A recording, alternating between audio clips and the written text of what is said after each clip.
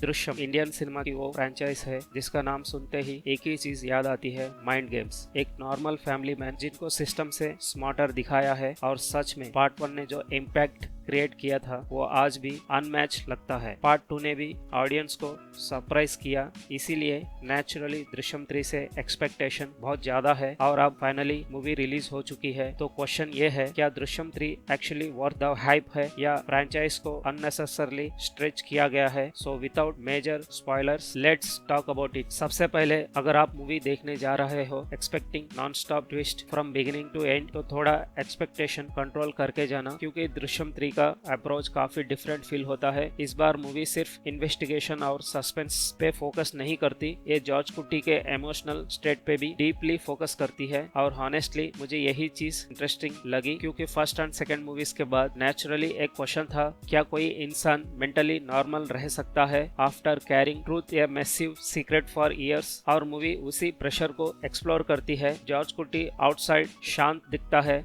लेकिन अंदर से कम्प्लीटली डिस्टर्ब फील होता है। मोहनलाल का परफॉर्मेंस फिर से आउटस्टैंडिंग है, और बेस्ट पार्ट, उनकी एक्टिंग लाउड या ड्रामेटिक नहीं है, सिर्फ एक्सप्रेशन, साइलेंस और बॉडी लैंग्वेज से वो टेंशन क्रिएट कर देते हैं। कभी कभी वो बस चुप खड़े होते हैं, और फिर भी आपको फील होता है कि यह आदमी हर सेकंड डर के साथ जी रहा है। दैट्स व्हाई जॉर्ज कुटी स्टिल फील सो आइकॉनिक। लेकिन हाँ, मूवी का फर्स्ट हाफ डेफिनेटली स्लो है। काफी सीन्स सेटअप और इमोशनल कॉन्वर्जेशन पे बेस है, और कुछ मोमेंट्स में फेसिंग डार्क फील होती है। मुझे पर्सनली लगता है कि अराउंड 20-25 मिनट्स ट्रिम किया जा सकता था, स्पेशली अगर आप पूरे थ्रिलर मोड में मूवी देखने जा रहे हो। तो स्टार्टिंग में थोड़ी पेशेंस डिमांड करती है, but then interval block hits, और वही मोमेंट्स हैं जहां मूवी सडनली अपनी ओरिजिनल दृश्यम एनर्जी फील करवाना स्टार्ट करती है। टेंशन बिल्ड होना स्टार्ट होती है, स्मॉल डिटेल्स इंपॉर्टेंट लगने लगते हैं, और आपको फील होता है कि अब गेम डेंजरस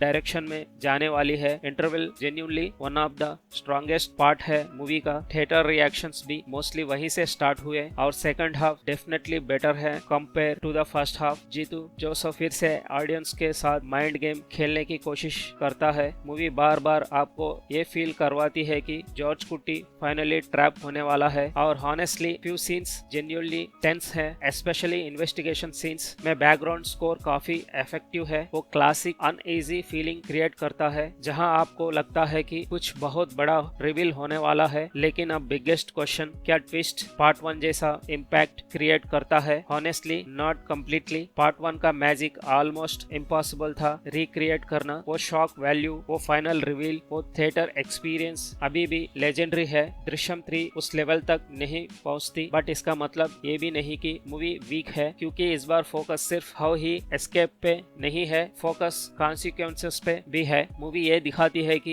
एक लाइफ को प्रोटेक्ट करने के लिए इंसान कितना मेंटली ब्रेक हो जाता है, और मुझे लगता है फ्रेंचाइज को इमोशनल डीप देना एक्चुअली स्मार्ट डिसीजन था। जॉर्ज कुटी इस बार सुपर हीरो नहीं लगता, वो ट्राइड लगता है, और may be that's the point. Family भी इस बार इमोशनली ज्यादा अफेक्टेड फील होती है। हर कैरेक्टर के अंदर फियर क्लियरली विजिबल है, स्पेशली कुछ फैमिली सीन्स सरप्राइजिंगली इमोशनली निकले। मूवी सिर्फ सस्पेंस क्रिएट नहीं करती, गिल्ट भी फील करवाती है, और मुझे लगता है इसी वजह से ऑडियंस रिएक्शन डिवाइड है। कुछ लोग बोल रहे हैं this is a worthy conclusion, while others feel movie में थ्रिलर एलिमेंट कम हो गया। और हॉनेस्टली दोनों ओपिनियंस समझ आते हैं। अगर आप emotional slow burn thriller enjoy करते हो तो चांसेस है आपको मूवी काफी पसंद आए, बट अगर आप सिर्फ शॉकिंग ट्विस्ट एक्सपेक्ट कर रहे हो एवरी 10 मिनट्स, तो may be it won't fully satisfy you. Still last 20 से 30 मिनट डेफिनेटली डिलीवर करते हैं। मूवी का क्लाइमैक्स काफी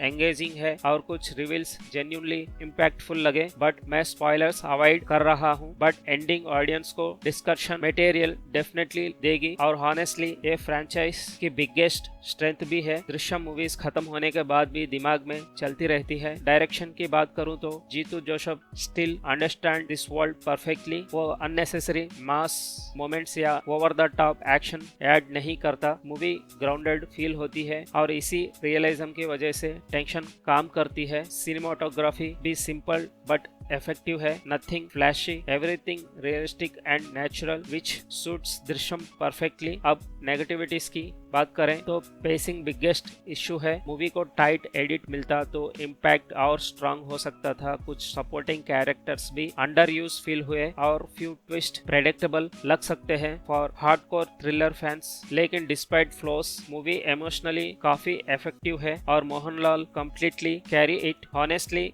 George Kutty as a character alone makes this movie worth watching. Overall Drishyam 3 में भी फ्रेंचाइज का बेस्ट पार्ट नहीं है, बट डेफिनेटली अननेसेसरी सीक्वल भी नहीं लगती। ये मूवी सस्पेंस से ज्यादा आफ्टर मैथ के बारे में है। एक आदमी कितना टाइम तक सीक्रेट के साथ सरवाइव कर सकता है और उसकी मेंटल कॉस्ट क्या होती है, और इसी एंगल के वजह से मूवी अलग फील होती है। Slow start, few pacing issues but strong performance, emotional depth and tense second half make it worth watching. और फैंस के लिए जॉर्ज कुट्टी को एक बार फिर स्क्रीन पे देखना इटसेल्फ फील स्पेशल। और अगर आपको ऐसी हिडन जेम्स मूवीज रिकमेंडेशन पसंद है तो वीडियो को लाइक करो और चैनल को सब्सक्राइब करना मत भूलना।